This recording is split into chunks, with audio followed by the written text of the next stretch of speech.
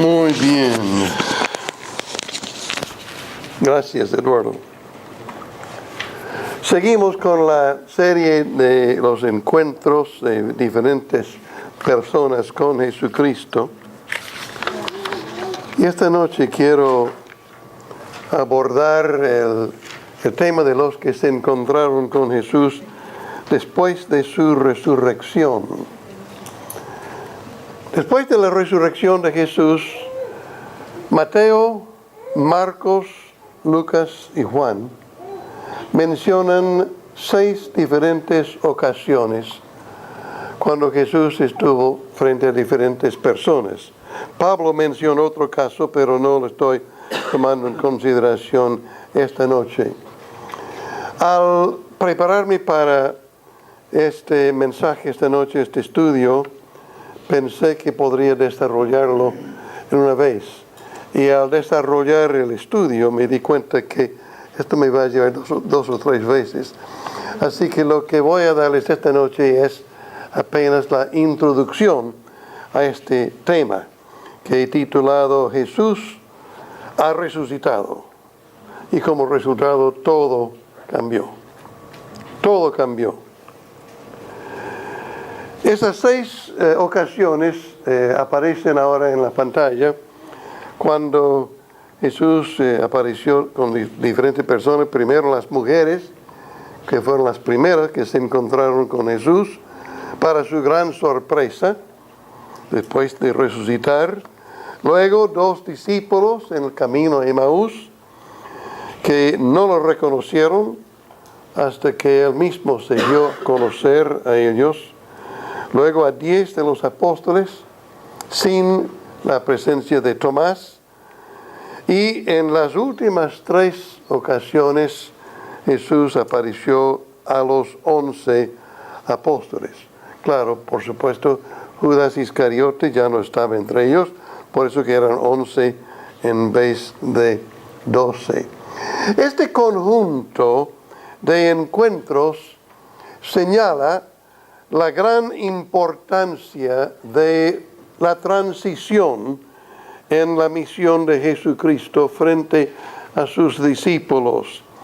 Una transición es una etapa intermedia entre un periodo y otro. Debemos tener presente que durante su ministerio terrenal aquí en la tierra, no pudieron los discípulos comprender y menos aún participar en las grandes realidades que después llegaron a ser parte de su experiencia diaria después de la resurrección de Jesucristo.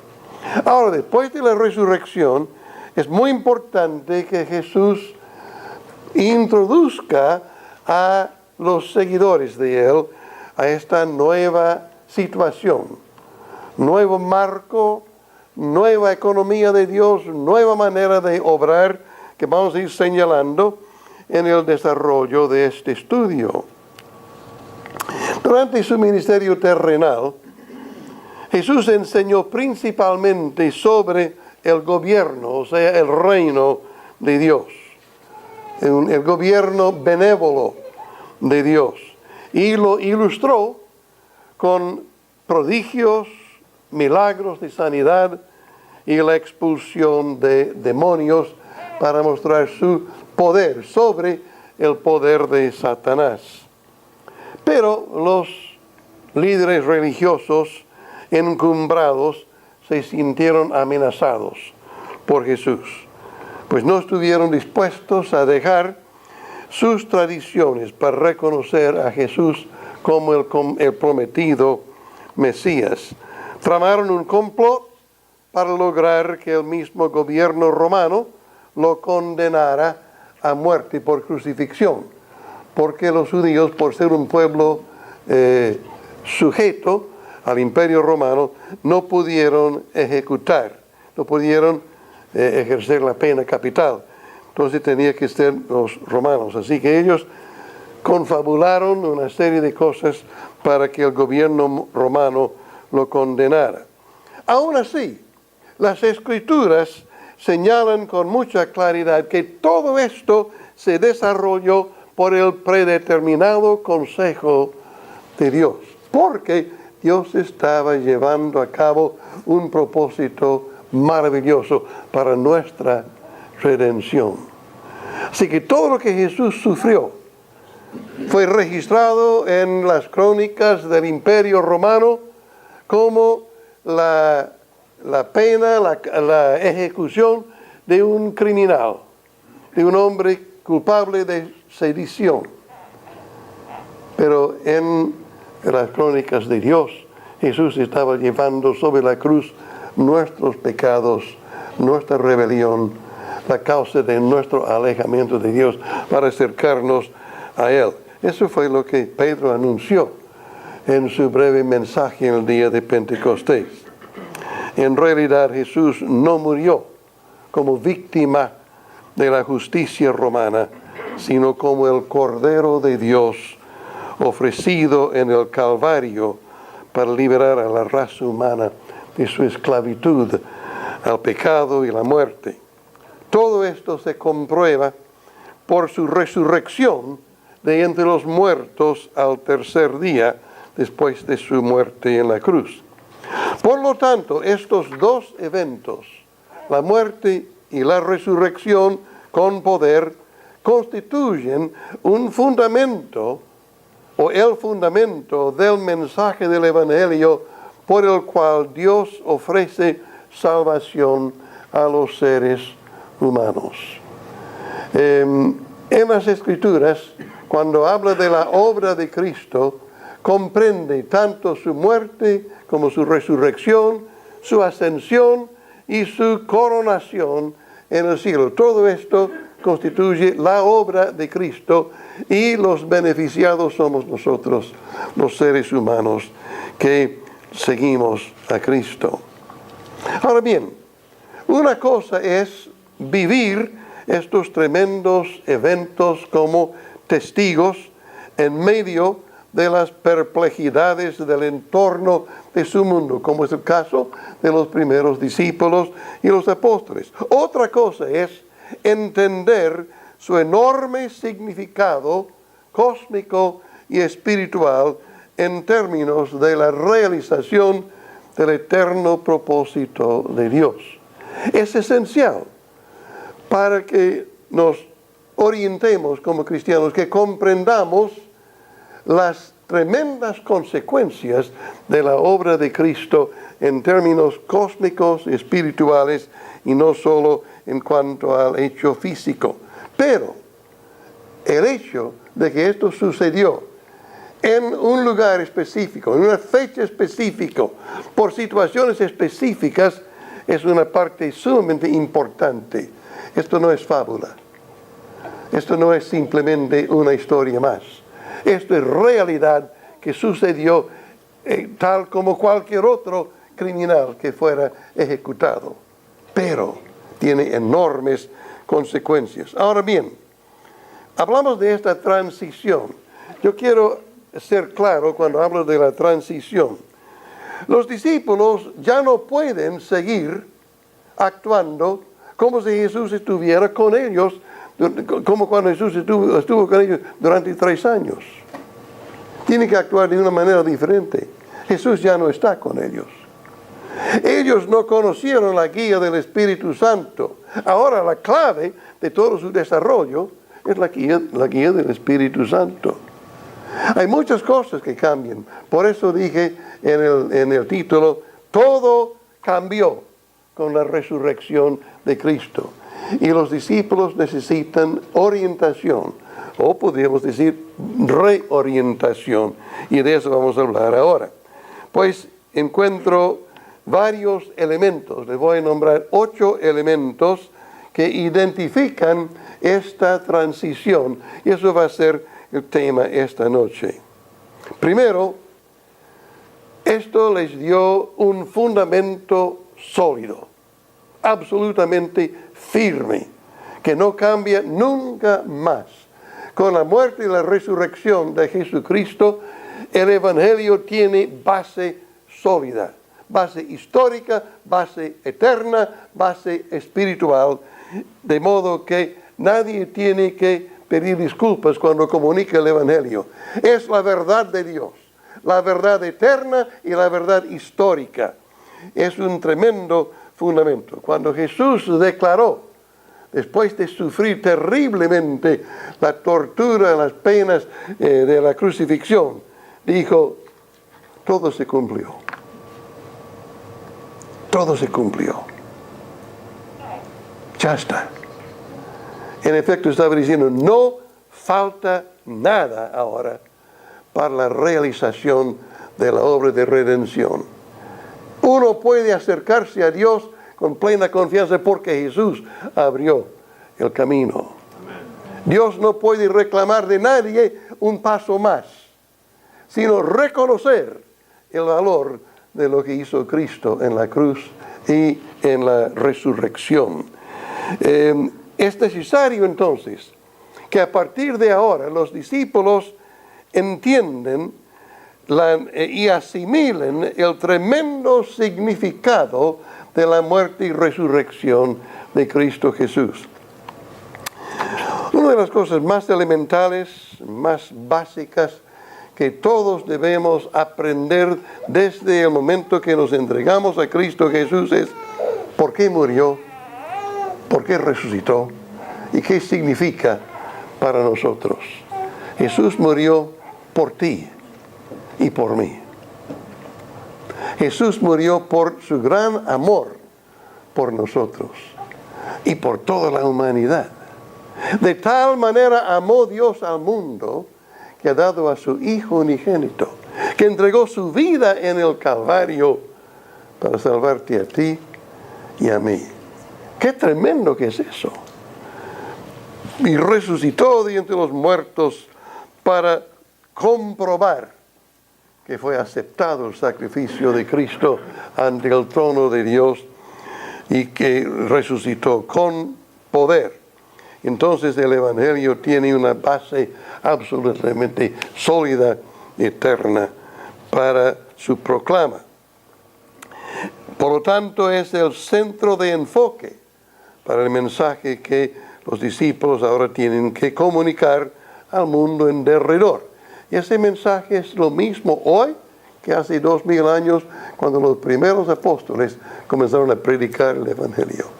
Ese es el mensaje nuestro. Tengo que predicar el mismo mensaje que predicó Pedro, que predicó Pablo, y tú también. Se trata de un hecho real, histórico, realizado en la tierra, con repercusiones en todo el universo. Para los registros del Imperio Romano, un hombre fue ejecutado por sedición. Para los registros celestiales, el Hijo de Dios dio su vida en rescate por la humanidad rebelde que Dios quería salvar. Aleluya. Este es el primer elemento de este periodo de transición que los discípulos tienen que tener muy claro en su mente. La segunda cosa es la relación espiritual que ahora va a caracterizar su relación. Primero con Cristo y luego entre sí. Ya no pueden relacionarse con Cristo físicamente. Ya no pueden verlo cada día. Después que Él asciende al cielo, no lo ven más. No está más físicamente con ellos. Entonces, necesariamente, su relación con Él tiene que ser espiritual. Pero como nunca experimentaron eso antes, ahora es una transición. Tienen que aprender cómo es esta relación. Ustedes y yo nunca conocimos otra cosa que la relación espiritual con Cristo. Por eso Pedro dice que nosotros le amamos sin haberlo visto. Lo amamos. Es una maravillosa realidad en nuestra vida. Pero ahora, después de la resurrección, es necesario que los discípulos comprendan cómo es esa relación espiritual. Gracias. Hasta ahora han reconocido a Jesús por su presencia física con ellos, por su enseñanza y por sus actos prodigiosos. Desde ahora no lo van a ver más a partir de los 40 días que sigue con ellos después de la resurrección y previo a la ascensión. Tendrán que comprender cómo es la nueva relación espiritual, cuál será ahora el modus operandi de su relación con Cristo. Y no solo eso, sino que la relación entre ellos mismos no puede ser más un mero conocimiento humano. Pablo dice que si hemos conocido a Cristo en la carne, ya no lo conocemos más así. Conocemos a Cristo en el sentido espiritual, es decir, que lo percibimos desde nuestro espíritu humano. Comienzan los discípulos a vivir el reino de Dios en la tierra. Y su función como discípulos depende ahora de su percepción espiritual, su discernimiento, su fe y su obediencia a Dios. La atención que prestan al Padre Celestial y la dirección del Espíritu Santo en su vida. Cristo dijo a ellos en un momento, en los últimos tiempos, dice que hasta ahora no han pedido nada en mi nombre. Desde ahora piden al Padre en mi nombre. Eso se llama dar un poder, dar autoridad a otro. Si yo doy un papel a Eduardo como apoderado, él puede actuar en mi nombre, puede ejercer mi firma, puede actuar en nombre de Orville Swindle. Esa es la manera en que Jesús comunica a sus discípulos, diciendo en efecto, yo ya no voy, yo no voy a estar, pero ustedes van a actuar en mi nombre, tienen mi autoridad. Eso es lo que ha pasado ahora con la resurrección de Jesucristo. Tercer elemento es que el Espíritu Santo ahora aparece como la guía de los discípulos. Ellos deben percibir y experimentar la nueva operación del Espíritu Santo que orientará sus vidas y la vida de toda la comunidad de discípulos en toda esta nueva era cristiana.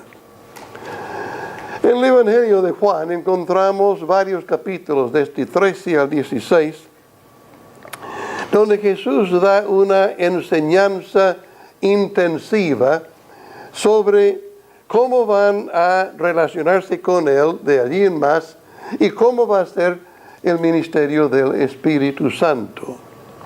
Ellos le habrán oído hacer referencia al Espíritu Santo, pero no tienen experiencia con el Espíritu Santo. Jesús está introduciéndoles. Dice que yo les voy a enviar otro compañero. En las versiones españolas por lo general traducen otro consolador. El verbo en griego es parakletos. Para es un prefijo que significa al lado y kletos viene del verbo, creo que es calar o calo, que es llamar. Entonces significa literalmente uno que es llamado al lado de uno. En efecto, Cristo está diciendo, yo les voy a enviar un compañero, uno que va a estar con ustedes. En realidad está más cerca que la sangre que corre en nuestras venas, más cerca que el aire que respiramos, porque obra desde dentro de nosotros. Dice que estará con ustedes siempre y les va a traer a memoria las cosas que he dicho. Va a guiarles, va a enseñarles, va a mostrarles la voluntad del Padre. En efecto, dice Cristo, Él es el que me está guiando a mí. Porque la Biblia dice con claridad que desde el día que Él fue bautizado por Juan el Bautista en el río Jordán, el Espíritu descendió sobre Él, lo acompañó. Y todo lo que Él hacía por orientación del Padre a través del Espíritu Santo. Aún en Hebreos leemos que Él se entregó a sí mismo por el Espíritu Santo. Ahora los discípulos tienen que aprender cómo es esa relación, cómo es esa guía del Espíritu Santo. Mi percepción es que muchos cristianos no llegan a comprender cómo guía el Espíritu Santo nuestras vidas. Sin embargo, es la promesa que Dios da a todos los seguidores de Cristo. Tú total derecho de conocer cómo Dios quiere orientar tu vida. Te quiere guiar día tras día en las cosas que haces. Ahora, yo no estoy señalando con esto que el Espíritu Santo es locuaz, siempre hablando, siempre dando instrucciones, siempre dejando notas. No es así. Pero Él orienta a los que tienen el oído abierto a Él. Todos tenemos que aprender a percibir la guía del Espíritu Santo. Pero la diferencia es que antes no era posible, excepto en alguna que otra ocasión, como cuando el Espíritu vino sobre Gedeón, o sobre Sansón, o sobre David, distintas situaciones. Pero ahora dice Cristo que Él viene ahora porque yo los voy a enviar a ustedes una vez que estoy glorificado, y Él va a estar con ustedes siempre. Amados hermanos, este es el tesoro más maravilloso que Cristo nos ha dejado, la guía del Espíritu Santo. Pablo dice en Romanos 8:14 que los que son guiados por el Espíritu de Dios son hijos de Dios. En efecto, es parte de nuestro derecho como hijos. Si tú eres hijo de Dios, tienes todo el derecho de conocer la guía del Espíritu Santo. Cristo dijo en Juan 10:27, mis ovejas oyen mi voz y ellas me siguen. Yo las conozco. Hay una relación íntima, y eso es lo que significa la guía del Espíritu Santo. El cuarto elemento de esta transición es victoria. Victoria. Los discípulos tienen que reconocer ahora la tremenda victoria de Cristo representada por su resurrección. Victoria sobre la muerte, sobre el pecado, sobre la enfermedad, sobre Satanás y el mundo oscuro de los demonios. Jesucristo ya terminó su obra redentora. No le queda nada más que hacer. Por eso dice la Biblia que Él está sentado a la diestra de Dios, esperando hasta que todos sus enemigos se le sujeten. Pues todos se van a sujetar a Él. No tienen otra alternativa, porque Cristo ya hizo todo para sujetar a todos. Ya efectuó nuestra redención. Ya realizó el propósito de Dios por el cual Jesús vino a la tierra. Satanás ya no le puede tocar. La muerte no tiene más poder sobre Cristo. Todo poder, dice Cristo, o sea, toda autoridad le ha sido dado en el cielo y en la tierra. También en Apocalipsis leemos que Él tiene las llaves de la muerte y del infierno. Si Él tiene las llaves, quiere decir que nadie más tiene las llaves. Él tiene las llaves. Esto es tremendo. Él tiene la victoria. Al marchar en el nombre de Cristo, los discípulos de Él actúan con su misma autoridad. Con su muerte en la cruz, Jesucristo rompió el dominio del diablo. Por eso pudo decir que ahora tiene todo poder. En la Biblia leemos en nuestras versiones que Él destruyó el poder del enemigo. El verbo griego usado allí no es exactamente destruir. Significa que lo dejó inoperante. Es decir, le quitó el poder de determinar cosas. Ya no puede actuar como quiere. Entonces Jesús venció a Satanás en el Calvario con su muerte. Lo desvistió al diablo. Vamos a aclarar esto un poquito más adelante. Vamos ahora al quinto elemento, que es el ministerio celestial de Cristo. Estamos señalando cosas nuevas que vienen a ser característico de la nueva era cristiana a partir de la resurrección de Cristo. El ministerio celestial de Cristo. Los discípulos ahora tienen que ajustarse a la nueva realidad ocasionada por la ascensión de Cristo y su coronación celestial en el trono del universo. Pedro nos dice en los primeros capítulos de Hechos que él estuvo sentado, que Dios le dio el trono de David. Está sobre el trono del universo y allí está reinando y está desarrollando, según las Escrituras, un ministerio actual de intercesor y abogado por su pueblo aquí en la tierra.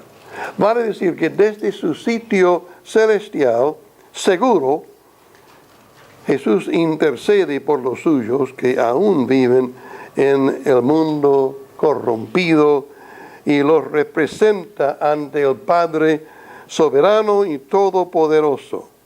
Cristo reina ya y está esperando que todos sus enemigos se le sujeten.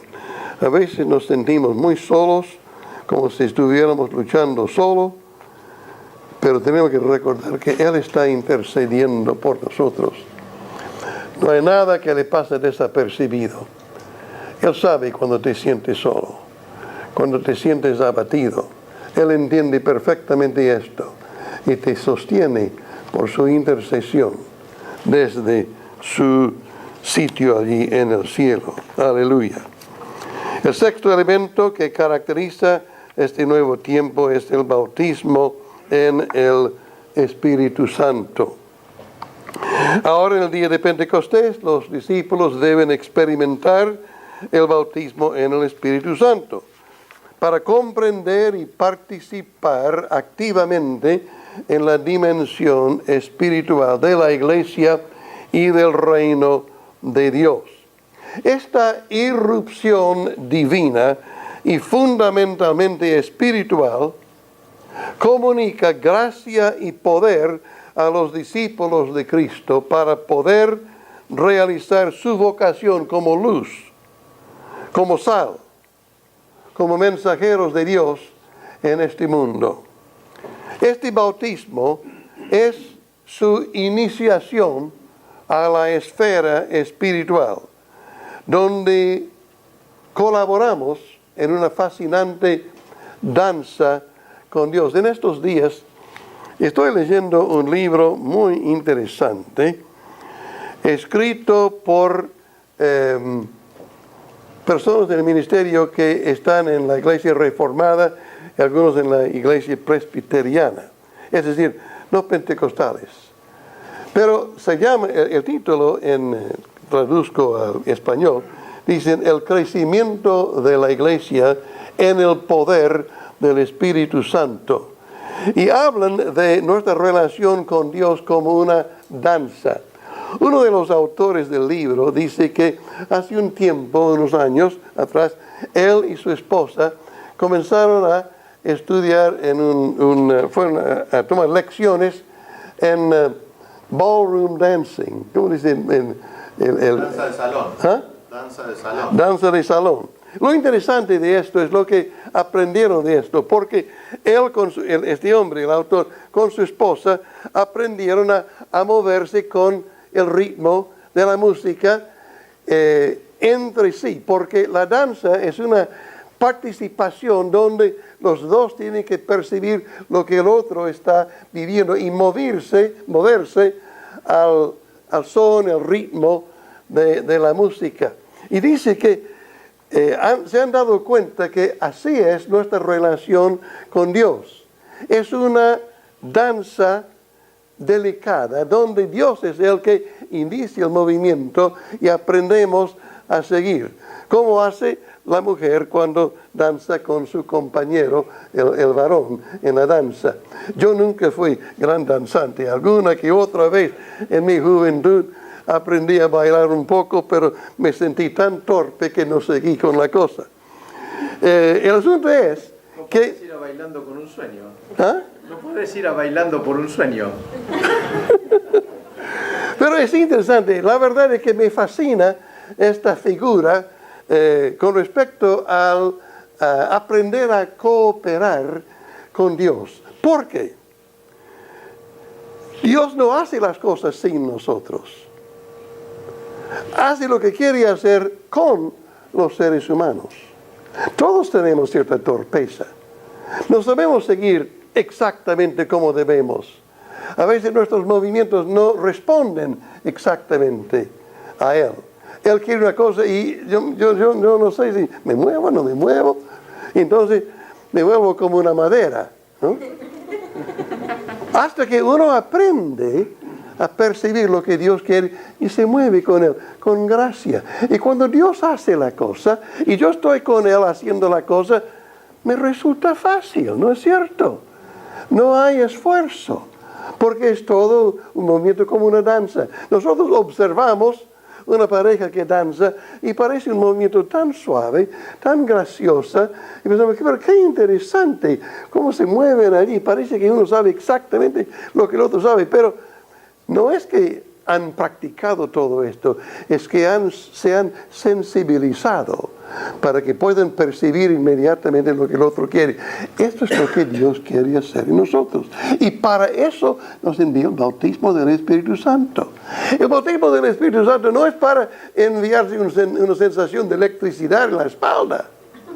Es para que aprendamos a responder con delicadeza, con pasión,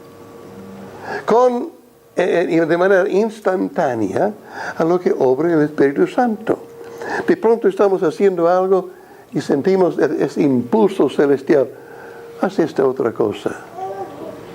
Y sin pestañear hacemos la otra cosa que Dios quiere. Eso es lo que Dios quiere hacer en nuestras vidas. Y yo creo que sería obvio para todos darnos cuenta que si uno puede aprender a responder de esa manera, todo se vuelve más fácil. Todo se hace sin dificultades, sin estorbos, sin torpezas. Ahora, no he llegado a eso todavía, pero algunas veces, felizmente, aprendí a moverme con el Espíritu y me doy cuenta, pero esto es maravilloso. Uno se da cuenta que puede hacer milagros, puede levantar a los muertos, puede echar fuera los demonios. Y no es que uno decidió hacerlo, es que simplemente está siguiendo lo que el Espíritu Santo está haciendo.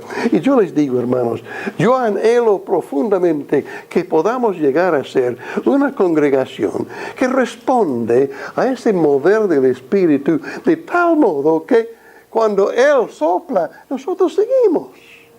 Cuando Él en la danza mueve de una manera, vamos con Él.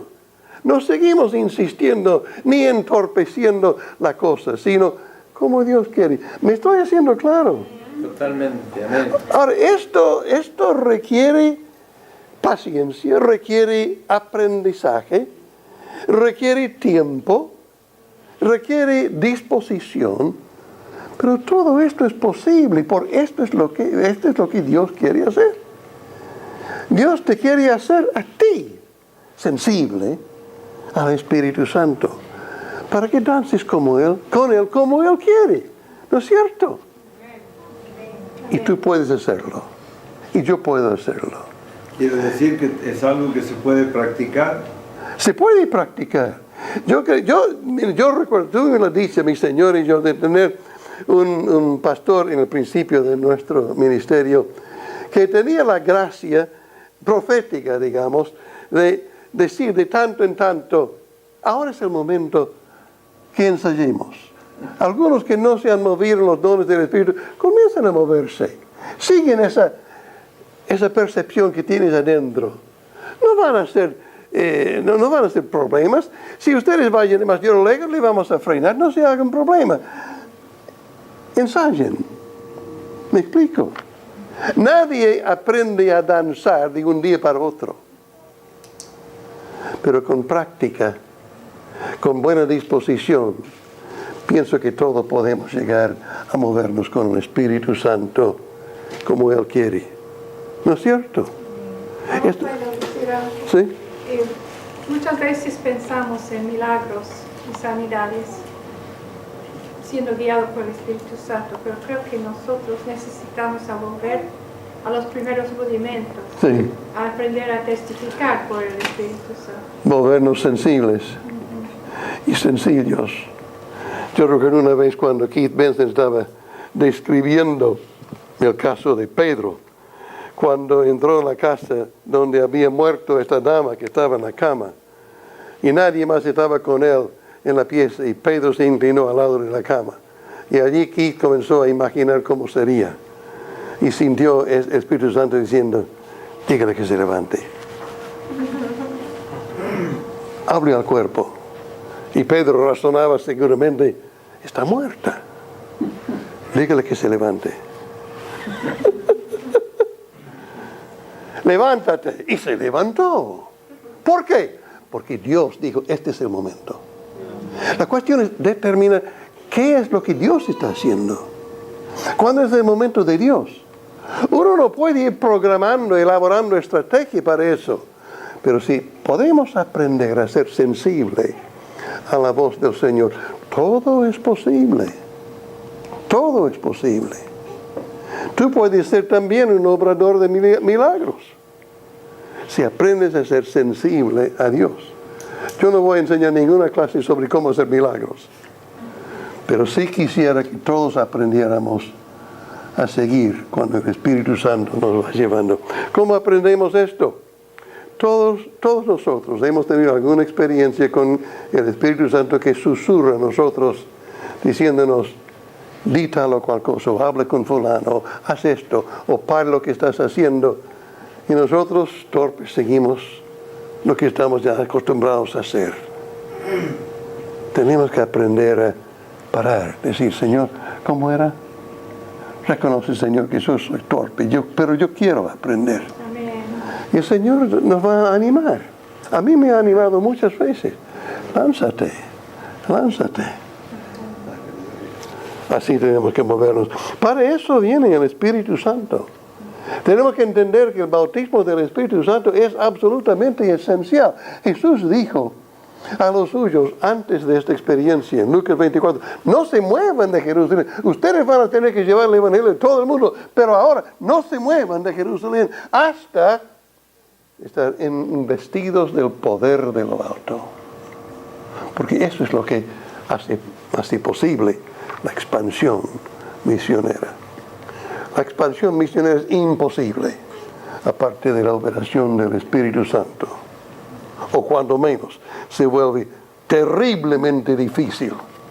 Pero cuando el Espíritu Santo abre puertas, cuando el Espíritu Santo habla a las personas clave en distintas situaciones, las cosas se encaminan.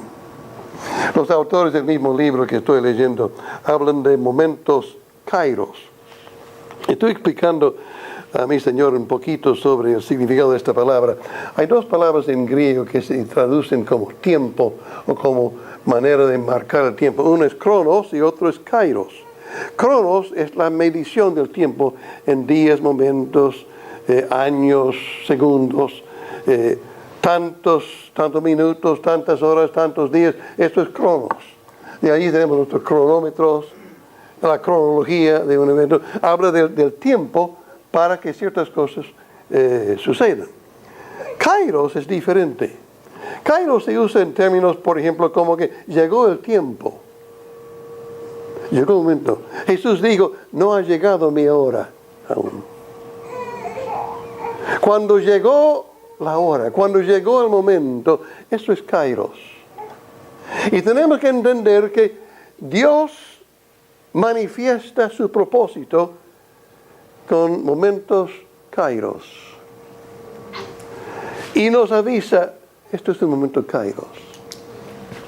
Ahora actúa.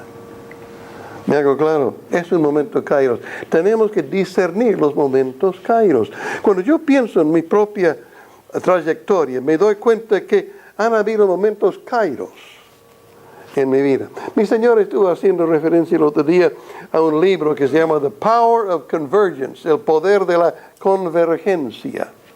Y la idea que comunica esto es que cuando convergencia, por ejemplo, cuando ciertas líneas que parecen ser casi paralelas se van juntando, se hacen una sola línea más adelante.